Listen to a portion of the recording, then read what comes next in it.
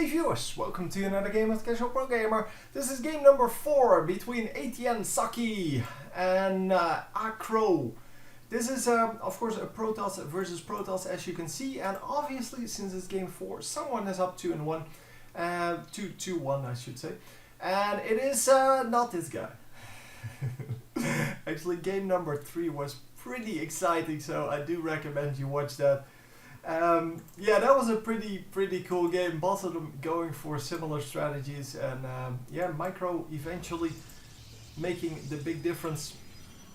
So yeah, pylon coming up. Not a whole lot of spectacular building placement here. Obviously, they're just going to build some some pylons. They're going to build some gateways. Not a whole lot of things going on. But yeah, well, we will see whether they are going for 1 gas, 2 gas, both of them going for 2 gas, which normally means that we're going for well, higher tech, which is not just the cybernetic score, but also early Stargate. And we are going to go for cybernetic score, and let's see if we can make something out of this. Currently just scouting around here, not really doing anything yet. Well, it doesn't have the intention apparently to do anything spectacular. So yeah, we're just going to go with this guy then, the mothership core. Let's see what he is intending to do. Yeah, well, we're currently just running around the map a little bit. I guess that is the way it goes in the early game. And yeah, the probe just still scouting around, trying to find whether there is something going on. Because apparently he thinks that his opponent might again go for proxy buildings. He has been doing that every game. This is the first game where he actually doesn't have one. So this is oh, I spoke too soon. Here is yeah, this is where it's going to happen. It is going to be a Stargate, I have to assume, and his opponents might actually do a similar thing, but not for now. Oh. Did I? Yes, I did see that correctly. Both of them have a Dark Shrine out. Both of them going for that that Dark Templar action. And we are going to see Dark Templar in the base straight away. Yeah, I'm not actually sure who can win this, because it is all about who can get an observer out, and there is not going to be an observer here for Mr. Socke, and that is going to be very bad. Oh, he did have an observer out. Oh, okay, I missed that obviously. Yeah, observers are very hard to spot, but he is going to get one out. This guy is also going to get one out because he saw that his opponent was going for Dark Templar. Yeah. Not too big of a deal. He did lose his robotics facility, which is big, but it's not like, yeah, he can still spend his minerals. It's not too big of a deal. Anyway, we are going to just see a pylon over here. The pylon was just for warping in units then. I thought he might actually go for the massive strategies once again, so Stargates, something like that, in well, close proximity to your enemy base is of course very deadly. So are Dark Templar, by the way, and I guess he just got his observer out just before the robotic facility went down, or well before it actually, because it was out of the base. It was definitely not in here, so he probably just got it out to towards the enemy base, and then realized, oh, I need it in my own base. Turned it around and finally got the handle on those Dark Templar. Let's see the damage, by the way. It's 4-2 in kills on the workers, which is the only thing that matters for now. I guess we can oh, sorry, we can take a look at the resources lost. It's not a big difference. I mean, obviously our blue player lost a few more units, and he lost a little bit more minerals, but yeah, that is really not the point. Income wise then, we do have 2 more harvesters going on for our red player. yeah, it's all good. He can still catch up from that. If he just chrono boosts his own his workers a few times, then he should be catching up pretty nicely. Of course, at some point they will stop building those workers, so you can also just wait for that point, but that is generally not the way to go. So we have a scout going out. It is of course a hallucination, so all it costs is a little bit of energy, and since this is Protoss versus Protoss, it doesn't really matter whether you have those force fields up or not, because force fields rarely come into play in this matchup. It's still nice to have them against the huge stalker attacks and such, but yeah, in general they don't really do too much. We could have a hallucinated phoenix coming up here as well, and yeah, the hallucination is going to see everything that is going on, and we do have a drop incoming, a potential drop incoming, but yeah, if you go over here then it's really not going to do anything because there's a pylon, your own pylon over there. Yeah, I guess he wants to load up his warp prism with Dark Templar in the hopes that there is no defense. Did he just launch an attack here? Because I thought there was an army going here. No, well, probably lost a few units there, but not his entire army, because the rest of his army is over here. Okay, so we do have the Dark Templar still loading up, and really at this point I'm not sure why he's waiting so long. I mean, it's not like he has to wait for something to happen. I mean, he can just warp in the Dark Templar, and there we go with the Dark Templar. I don't know whose they were. Someone was warping them in. And we are going to get at least the stop on this pylon and this, well, this entire expansion. We do have another Dark Templar coming in over here.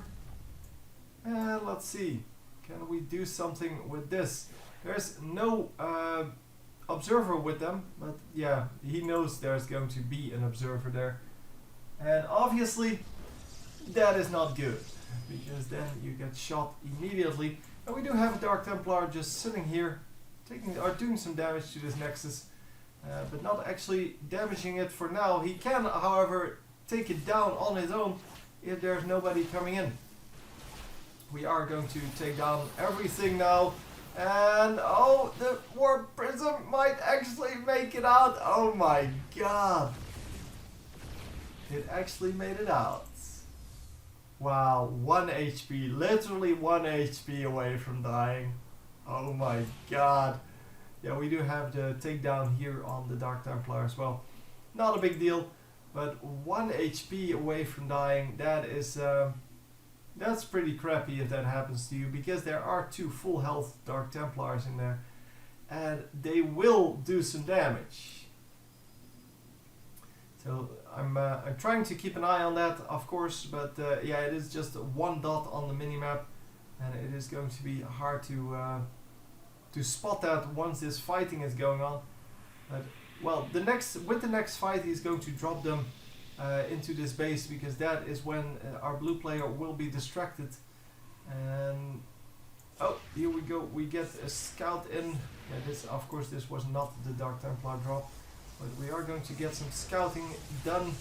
And wow, the cannons are built just to detect those Dark Templar, to make sure that he can actually attack them when they come in. And look at the damage they do. There you go with the Dark Templar drop.